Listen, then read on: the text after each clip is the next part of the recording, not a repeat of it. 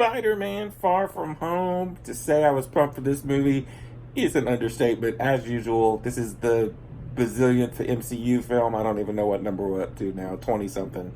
And it's a continuation from not only Endgame, but Spider-Man Homecoming, which is a top 5 MCU film. In my opinion, I loved Spider-Man Homecoming. So this movie had a lot to live up to for me. Then the reviews started coming out. It's got really positive buzz. So I was pumped, and I enjoyed the movie. But I will say it didn't live up to my hype. And that may just be me, but I feel like I'm kind of in the majority that it's good. It's not as good as Homecoming, and it's not as good as like Endgame or anything like that. I think I liked it better a little bit than Captain Marvel. But let's get into it. So in this one, you have Peter. He doesn't really they're going on vacation. He's trying to adapt. This takes place after Endgame. They go into the whole 5 years thing, which is what I was worried about after Endgame. I was like, how's that going to work with Spider-Man? They go into that. They explain it.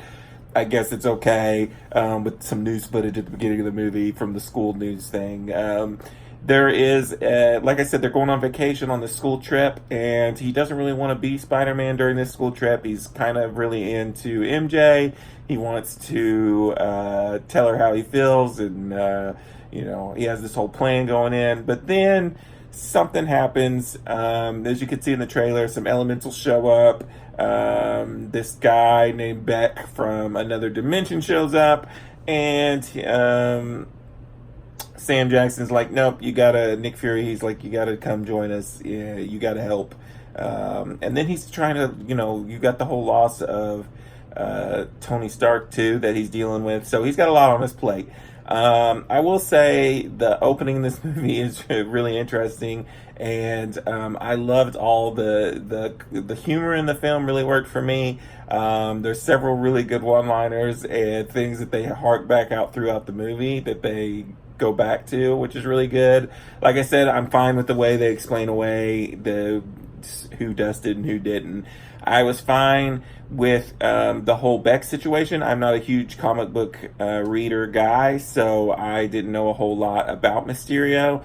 So I'm fine with the way they did it. And I will say that there's things they do in this film that they tried to do in other films, and I think it works better in this movie. I'm not going to go into spoilers, but if anybody wants to talk to me about that, we can go into it. But I will say, though, that I could see things coming, and I don't know if it's because I was spoiled, because people had told me about Mysterio, but I could tell how it was going midway through the movie. I could see what was happening. And I will say that there is this huge exposition dump in the middle of the movie that was kind of weird. And, other than that, I enjoyed the movie. Like I said, the humor works. Got a lot more and better action towards the end of the movie than the first film did. The villain in this film, I think, is weaker than the villain in the first film. I liked Vulture better. I was expecting things to happen that didn't happen, involving kind of like the end credit scenes and stuff like that. But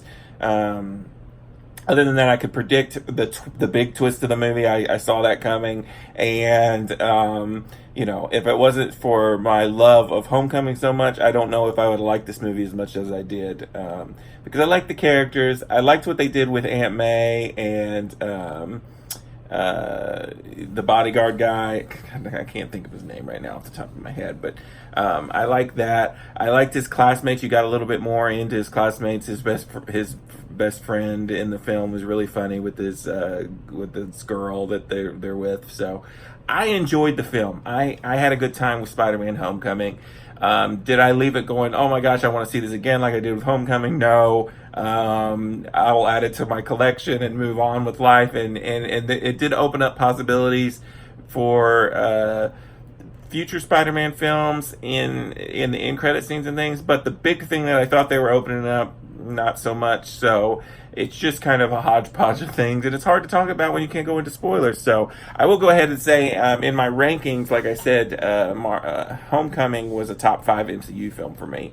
This is not even a top 10. I think I did my rankings a minute ago, and I think it was like in the 14 area of a 20-something MCU film slate. I mean, it's still good, but it's just it didn't quite meet my lofty expectations of the film, but I'm still looking forward to what they do in the future Spider-Man films. And so I'm going to give Spider-Man Far From Home a 4 out of 5. And until next time, this is Rainy Cage. Peace out.